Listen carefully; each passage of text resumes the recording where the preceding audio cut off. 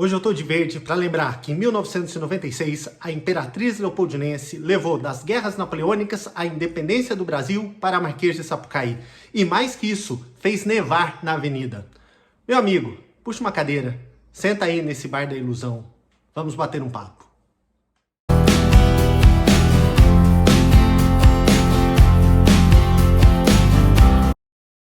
Se você é novo por aqui, fica tranquilo, eu também sou.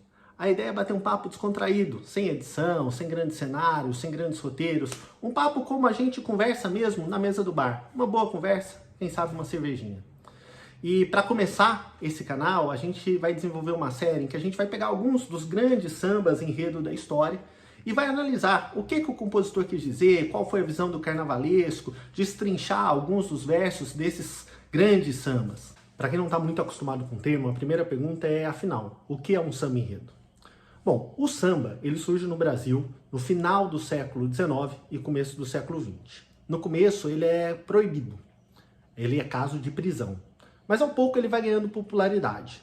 No final da década de 1920 já são registrados os primeiros campeonatos de samba, em que grupos se reuniam e disputavam quem tinha o melhor samba. A partir de 1932 começam a haver os desfiles oficiais.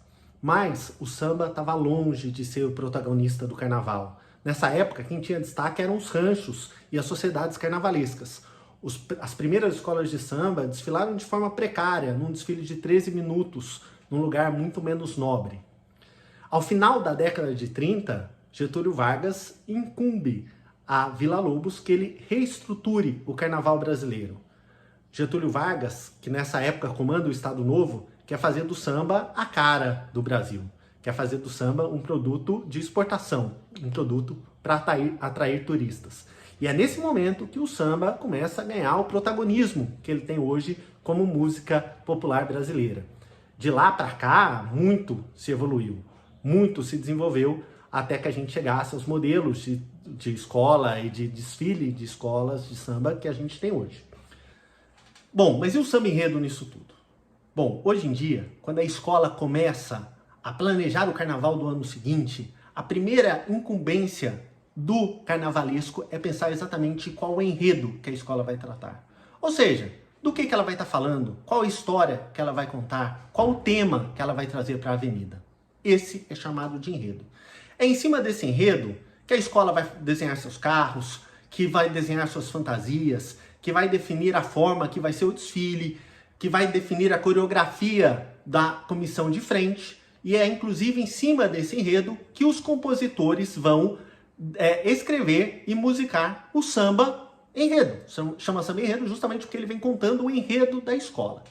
Isso hoje geralmente começa com uma sinopse, né, onde o carnavalesco conta o que ele quer mostrar, o que ele quer falar, quais são as coisas que o samba enredo tem que trazer. E a partir da sinopse, diversos grupos de compositores fazem canções diversas, separadas, e a escola promove um campeonato interno no qual se escolhe qual o samba que efetivamente vai para a avenida no ano seguinte.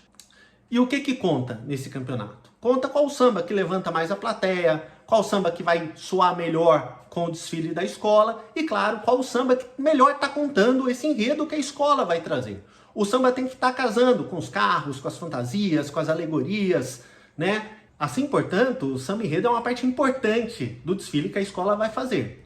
Não por acaso, muitas vezes ele é muito condensado. Ele tem que, em 3, 4 minutos, contar tudo aquilo que a escola vai contar em 1h30 de desfile. Então, muitas vezes, essa letra é difícil de interpretar, é difícil de entender o que o compositor quer dizer, é difícil entender o que o carnavalesco quis mostrar com aquilo. E por isso a gente criou essa série de vídeos, em que a gente vai pegar esses sambas, destrinchar essas letras, puxar frase a frase e mostrar o que é a história que está por trás de cada um desses versos. E hoje a gente começa da melhor forma possível. A gente vai para 1996, num desfile histórico da Imperatriz Leopoldinense, e numa letra que, assim, é uma aula de história para quem quiser ouvir. A Imperatriz Leopoldinense ganhou seu primeiro título em 1980 e seu segundo em 89, mas é na década de 90, em parceria com a carnavalesca Rosa Magalhães, que a escola vai brilhar. Entre 1994 e 2001, a escola ganha 5 dos seus 9 títulos e Rosa Magalhães faz 5 dos seus 7 títulos na avenida. O desfile de 96 tinha tudo para ser perfeito para a Imperatriz Leopoldinense. A escola já tinha faturado os 2 últimos campeonatos, 1994 e 1995. E tinha tudo para ser a primeira tricampeã da Marquês de Sapucaí. O tema era uma homenagem à escola e uma homenagem à Imperatriz Leopoldina, a primeira imperatriz do Brasil.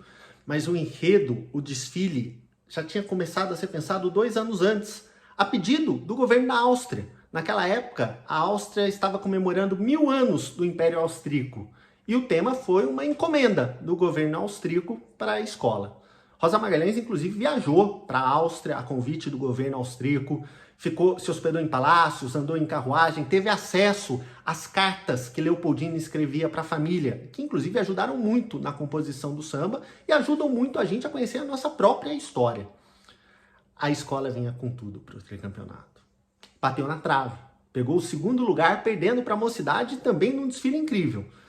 Mas o samba, meus caros, o samba que a Imperatriz levou para a Avenida em 1996 é uma aula de história. Ficou um samba imortal que a gente vai agora começar a destrinchar, pegar essa letra e começar a entender um pouco mais. Bom, a composição dessa letra é de Carlinhos China, Demarco, Dominguinhos do Estácio e Jurandir. A carnavalesca, como eu já falei, é a Rosa Magalhães. E o título desse enredo é um pouco grande, como é típico, aliás, da Rosa Magalhães. O tema é Imperatriz Leopoldinense orgulhosamente apresenta Leopoldina, a Imperatriz do Brasil. Vamos lá destrinchar essa letra? O samba começa mais ou menos assim. Atravessou o mar, temendo a invasão a Portugal. E aqui a gente precisa fazer a nossa primeira pausa. Nesses 2 estrofes, o compositor já entrega muito da história contemporânea do mundo e do Brasil. A gente está falando de 1807, estamos no contexto das guerras napoleônicas. Em 1789, houve a Revolução Francesa, uma clara contestação ao regime absolutista que então vigorava na Europa. Não à toa, esse evento é considerado pelos historiadores como um marco da Idade Contemporânea. A partir desse momento, a França entra em guerra com seus vizinhos. Vizinhos que temiam que a Revolução Francesa espalhasse para o restante do território. Nessas guerras, um general ganha destaque. Seu nome é Napoleão e ele vai se tornar o líder, em poucos anos, o líder absoluto de uma França pós-monarquia. Napoleão impõe à Europa a sua agenda expansionista e imperialista. Domina vários países, mas encontra uma resistência na Inglaterra, então uma das principais potências mundiais. A Inglaterra liquida com toda a marinha francesa. Embora a França tivesse um grande domínio na terra, ela não conseguia se expandir pelo mar e, portanto, ela não conseguia bater de frente com a Inglaterra. A forma que ela arranja de punir a Inglaterra é o bloqueio continental, ou seja, ela determina que nenhum país comercialize com a Inglaterra. E os países que por acaso furassem esse bloqueio acabavam sendo invadidos e derrotados numa guerra terrestre.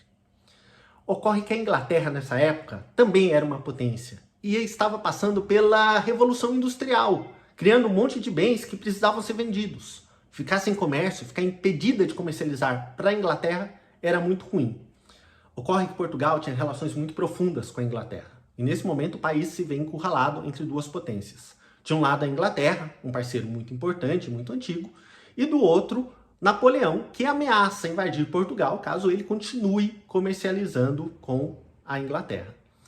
Dom João VI era então príncipe regente, já que a sua mãe, Maria Louca, não podia governar. E aí ele tem uma ideia, claro, também gestacionada pelos ingleses, de fugir, e a palavra é essa, para o Brasil. O Brasil era uma colônia, até então uma colônia da onde se extraía pau-brasil, da onde se extraía cana-de-açúcar, da onde se extraía o minério, mas uma colônia.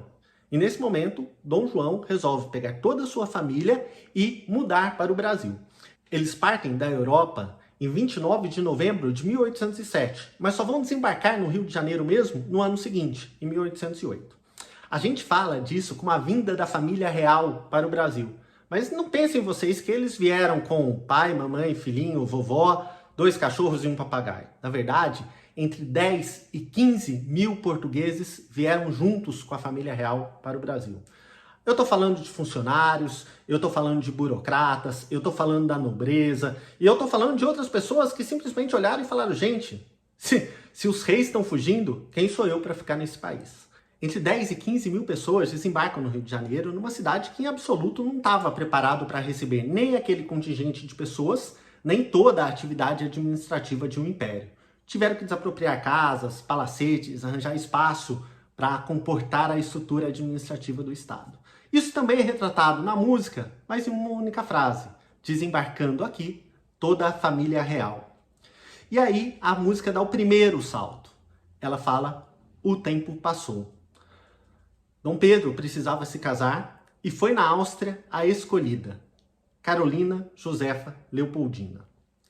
Na verdade, o nome completo dessa nossa primeira imperatriz era Carolina Josefa Leopoldina Francisca Fernanda de Habsburgo. Mesmo entre a família, ela era só chamada apenas de Leopoldina.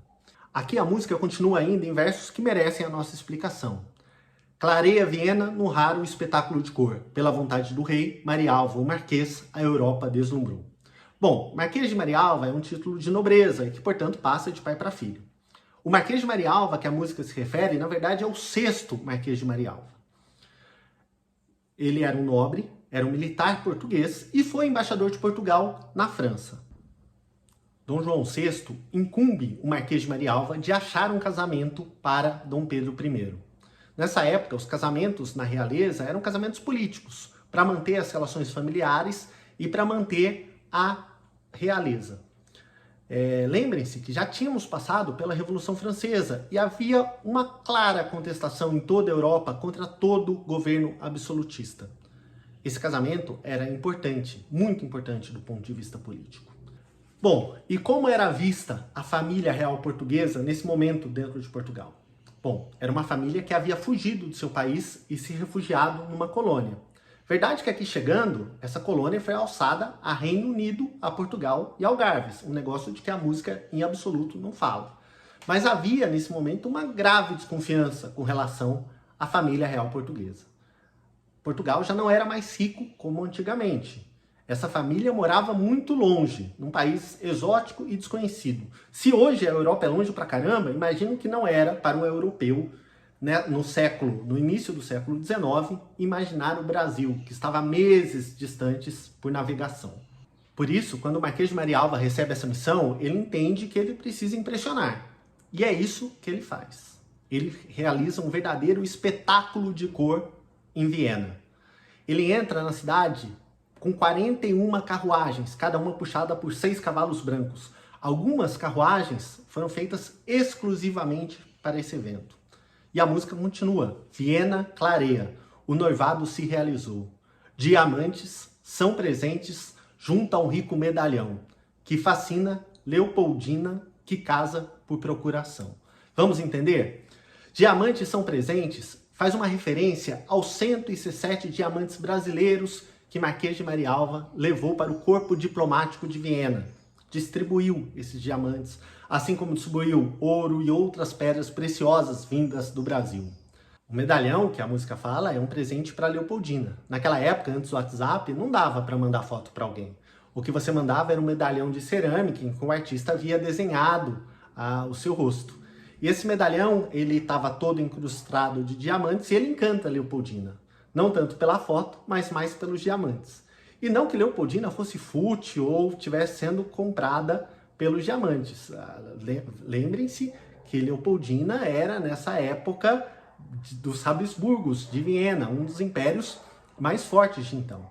Acontece que aquelas pedras preciosas no medalhão diziam para Leopoldina que o pretendente dela era, na verdade, alguém interessado em mineralogia. E Leopoldina era uma pessoa muito culta, muito estudada, que tinha a verdadeira fascinação por temas de natureza, por animais, e pensava o tempo todo, se encantava com esse país maravilhoso que as lendas contavam na Europa, né? Então, falavam de um Brasil cheio de animais místicos, belezas naturais, encantos geográficos, pedras preciosas, tudo isso encantava a Leopoldina, né? Inclusive isso aparece em diversos momentos no desfile, em especial na comissão de frente. a comissão de frente da escola da Imperatriz Leopoldinense, em 96, traz justamente esse encanto da Imperatriz, a imaginação da Imperatriz com o país que ela iria conhecer. O casamento por procuração é outra coisa comum da época, né? Dom Pedro não podia ir até lá se casar e tampouco Leopoldina viria ao Brasil antes de se casar. Então ela casa por procuração. Ela casa, os dois se casam sem sequer um conhecer o outro. Eles se casam apenas por fotografia. E aí vem o primeiro refrão do samba, né? E de lá pra cá, só céu e mar, e esperança do Eldorado encontrar, o paraíso e bonança ao chegar. Bom, Leopoldina vem para o Brasil, né? E ela chega e, ao chegar, o seu olhar se encantou. Linda aurora, fauna e flora, revela o amor por esse chão.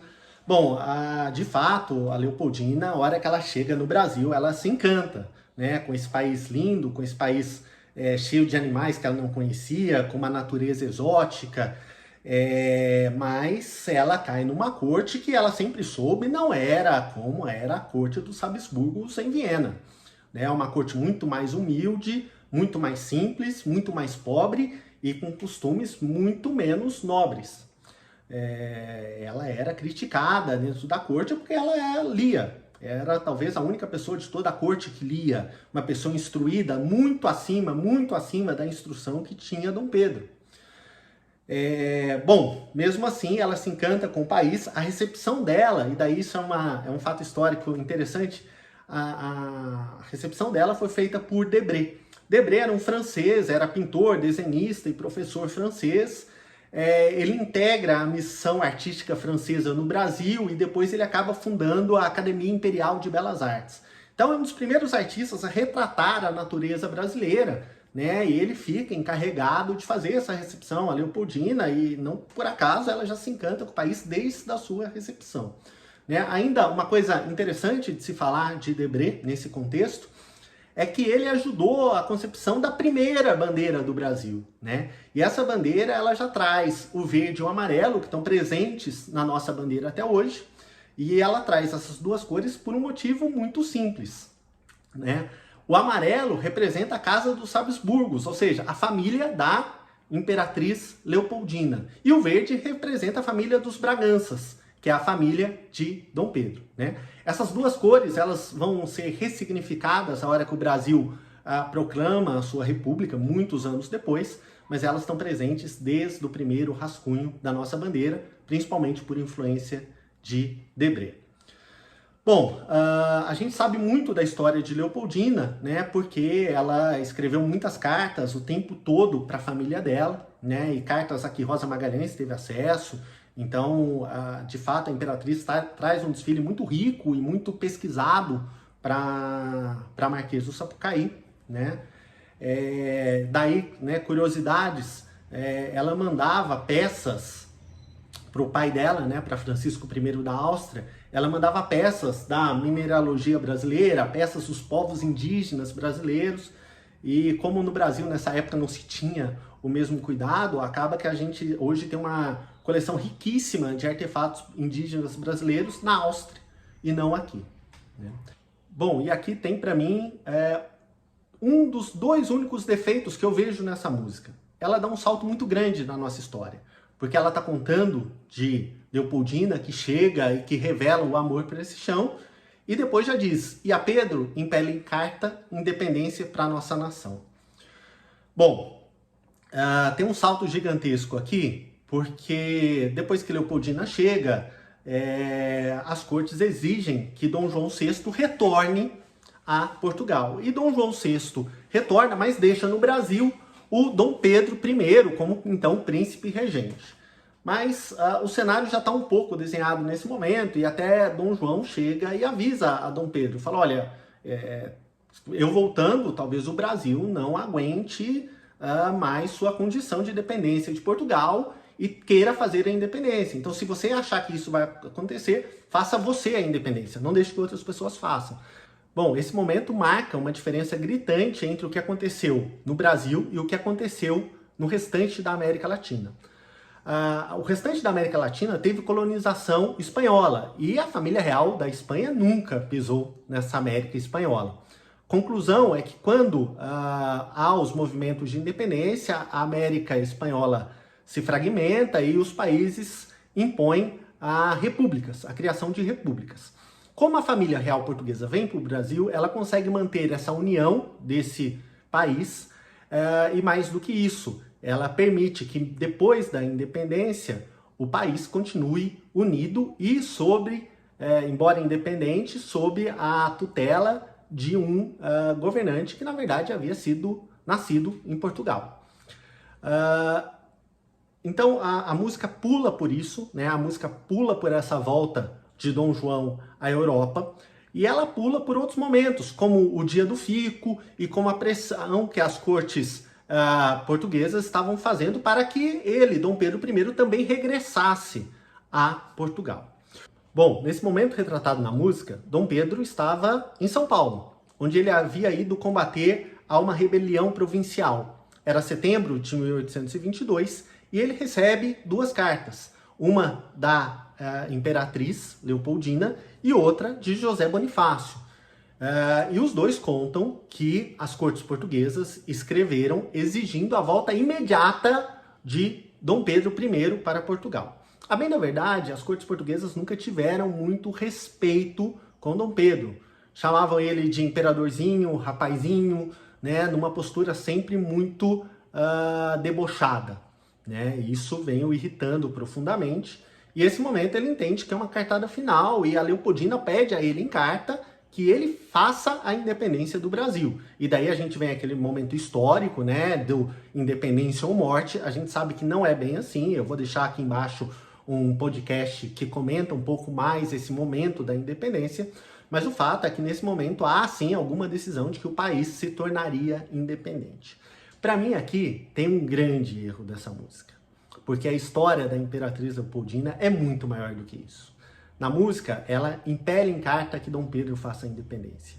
A bem da verdade, quando Dom Pedro recebe a carta de Leopoldina, lá no Rio de Janeiro, a Leopoldina e o José Bonifácio já tinham assinado a independência, o documento de independência do Brasil. É óbvio que ainda precisava que Dom Pedro referendasse isso, mas a verdadeira independência do Brasil foi escrito por Leopoldina e por José Bonifácio, que também a Leopoldina já havia participado do Dia do Fico. Então essa era uma agenda que vinha sendo construída principalmente por ela, né?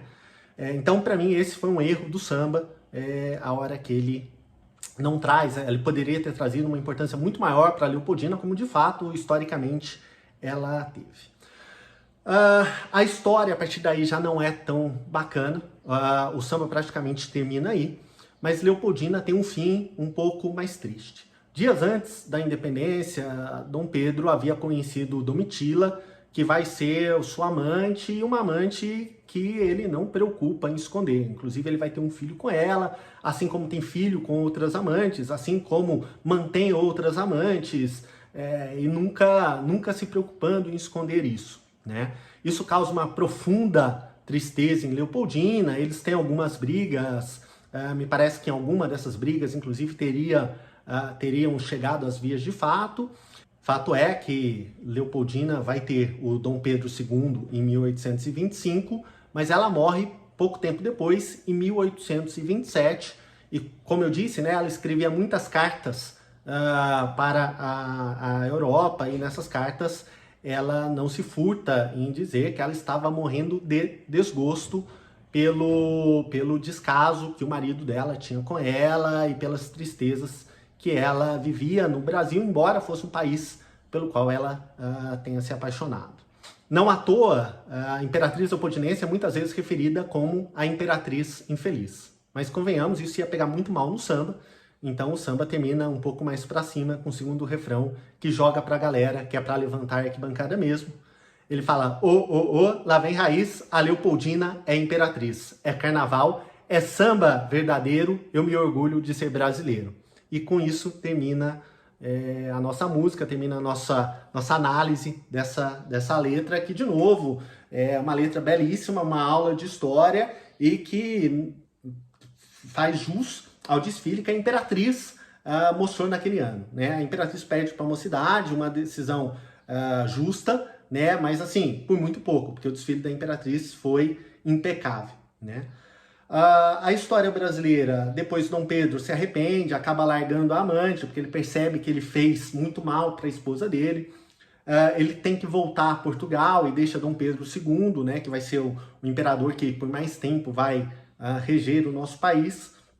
Na Europa, Dom Pedro consegue retomar o trono de Portugal e ele tenta um novo casamento. Ele é recusado por 8 princesas, né, porque já conhecem o histórico de infidelidade de Dom Pedro, mas no final ele consegue um segundo casamento, que é com a Amélia, e por acaso o segundo casamento de Dom Pedro também foi Samba da Portela, em 1964. E daí desse desfile tem algumas coisas que eu gostaria de destacar. A primeira é a comissão de frente, que traz justamente os delírios de Leopoldina com relação à terra que ela ainda não conhecia. Então traz fantasias que misturam os trajes da nobreza europeia com os animais e a fauna e as cores do Brasil. Depois a gente tem diversas representações de Dom Pedro I e Leopoldina ao longo do desfile, inclusive com um dos Dom Pedros I sendo feito pelo Sidney Magal. Tem a incomparável Luísa Brunet na frente da bateria, como rainha de bateria, e o último carro traz a estátua equestre de Dom Pedro I, obviamente não uma estátua, mas um destaque, né, sobre um cavalo, a estátua que fica no Rio de Janeiro, né, e essa estátua tem na mão justamente a carta de Leopoldina pedindo para que Dom Pedro fizesse a independência do país. Bom, é isso. Não sei se vocês sabiam de todas essas curiosidades, mas eu acho muito bacana quando a gente pega uma letra e entende o quão profunda, o quanto ela tem de camadas, o quanto de aprendizado que a gente pode ter ao ver uma letra de samba, ao ver uma letra de festa, né? Tô deixando aqui embaixo alguns links para vocês que queiram saber um pouco mais. Então tô deixando o link do Eduardo Bueno, em que o Eduardo Bueno explica essa história, obviamente, muito melhor que eu, mas que não fala do samba da Imperatriz Leopoldinense. E tô deixando também o História em Meia Hora, que conta bastante sobre o momento do grito de independência do Brasil. Além disso, estou deixando algumas recomendações de leitura, algum material de pesquisa que eu usei para chegar até aqui. Se você gostou, passa para os seus amigos, ajuda a divulgar, siga a gente para ficar sabendo quando a gente divulgar um novo vídeo e deixa aí embaixo o seu comentário, qual outro samba que você gostaria que a gente comentasse. Obrigado, até mais!